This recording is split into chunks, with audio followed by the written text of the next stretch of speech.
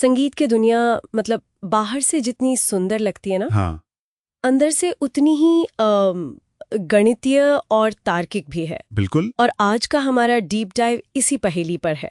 हमारे पास संगीत विशारद नाम की एक किताब के कुछ पन्ने हैं। और हमारा मिशन है ये समझना कि शार्प और फ्लैट चिन्हों का इस्तेमाल कैसे होता है। बिल्कुल। और एक बहुत ही क्या कहते हैं, क्लेवर कॉन्सेप्ट भी है, एनहार्मोनिक चेंज। हाँ, वो तो संगीतकारों के लिए एक तरह का सीक्रेट हैक है।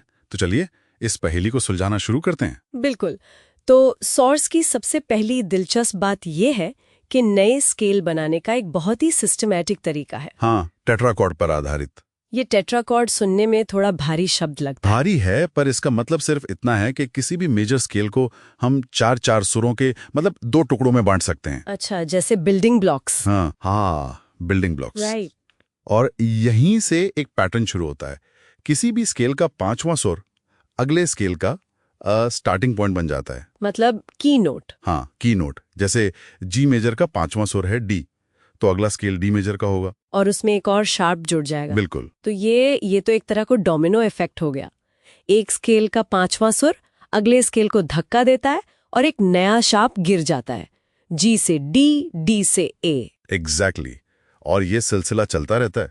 हर कदम पर की सिग्नेचर में एक शार्प जुड़ता जाता है। लेकिन इसकी कोई लिमिट तो होगी। हाँ, एक प्रैक्टिकल लिमिट है। किताब कहती है कि थ्योरी में तो हम आगे बढ़ सकते हैं, पर 7 शार्प के बाद मतलब 8 शार्प वाला स्केल बजाना बहुत मुश्किल हो जाता है। समझ गए। तो ये तो हुई शार्प्स की कहानी। अब सिक्के का दूसरा पहलू देखते हैं, फ्लैट्स। हाँ, फ्लैट्स। ये शार्प प्रक्रिया के ठीक उल्टा है। मतलब शार्प के लिए हम पांचवा सुर लेते थे, तो फ्लैट्स के लिए हम चौथा सुर लेते हैं, और मेजर स्केल की संरचना बनाए रखने के लिए हमें एक सुर को फ्लैट यानी एक सेमीटोन नीचे करना पड़ता है। एक मिनट, ये मेजर स्केल की संरचना ही तो पूरे खेल का आधार है ना? हाँ। ये टोन टोन सेमीटोन वाला पैटर्न। पियानो पर देखें तो सेमीटोन मतलब एक चाबी से ठीक अगली चाबी, चाहे वो काली हो या सफेद। और टोन मतलब 2 सेमीटोन। यही वो फॉर्मूला है जिसे हर स्केल फॉलो करता है। अच्छा। और इसी फॉर्मूले को बनाए रखने के लिए फ्लैट्स जुड़ते जाते हैं। जैसे एफ मेजर में एक फ्लैट आता है, फिर बी फ्लैट मेजर में 2, और ये पैटर्न भी आगे बढ़ता रहता है।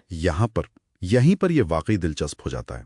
सोर्स में लिखा है कि जी शार्प और ए फ्लैट असल में एक ही सुर हैं। हाँ, पियानो पर एक ही चाबी। तो फिर इन्हें लिखने के दो अलग-अलग तरीके क्यों? ये तो कंफ्यूजिंग है। नहीं, इसी को तो एनहार्मोनिक चेंज कहते हैं। और ये कंफ्यूज करने के लिए नहीं, बल्कि चीजों को आसान बनाने के लिए है। आसान बनाने के लिए? कैसे? ये एक शानदार शॉर्टकट है। ये किसी सुर या स्केल का नाम बदलने की प्रक्रिया है, बिना उसकी आवाज बदले। तो मतलब ये सिर्फ संगीतकारों की जिंदगी आसान बनाने का एक तरीका है। सही कहा। सोचिए, 8 शार्प वाले जी शार्प मेजर स्केल को लिखने और पढ़ने के बजाय संगीतकार उसे ए फ्लैट मेजर के रूप में लिख सकते हैं, जिसमें सिर्फ 4 फ्लैट होते हैं। बिल्कुल। सुनने में दोनों एकदम एक जैसे हैं, पर दूसरा वाला पढ़ना और बजाना कहीं ज्यादा आसान है। अरे वाह! तो सी शार्प मेजर जिसमें 7 शार्प्स हैं, उसे डी फ्लैट मेजर भी कहा जा सकता है, जिसमें सिर्फ 5 फ्लैट्स होते हैं। ये तो कमाल की ट्रिक है। मतलब ये पूरा सिस्टम अंदर से कितना लॉजिकल है। इस सोर्स का वो हिस्सा मुझे भी बहुत अच्छा लगा, जहां वो एक गणितीय ट्रिक बताते हैं। कौन से? कि अगर किसी शार्प वाले की सिग्नेचर में शार्प्स की संख्या को 12 में से घटा दिया जाए, तो उसके एनहार्मोनिक फ्लैट स्केल में फ्लैट्स की संख्या पता चल जाएगी। हाँ, जैसे डी फ्लैट मेजर में 5 फ्लैट हैं, तो उसके एनहार्मोनिक सी शार्प मेजर में 12 - 5, 7 शार्प्स होंगे। सही। ये इस सिस्टम की मतलब एक मैथमेटिकल ब्यूटी को दिखाता है। तो आज हमने देखा कि मेजर स्केल एक तार्किक नियम से तो बनते ही है, लेकिन एनहार्मोनिक चेंज जैसी एक चतुर तकनीक इस सिस्टम को प्रैक्टिकल और एलिगेंट भी बनाती है। बिल्कुल। ये सिर्फ नियमों का एक सेट नहीं है, बल्कि संगीतकारों के लिए एक स्मार्ट टूलकिट है। सही कहा। और ये सोर्स हमें मेजर स्केल पर लाकर छोड़ देता है। तो एक सवाल मन में आता है, क्या?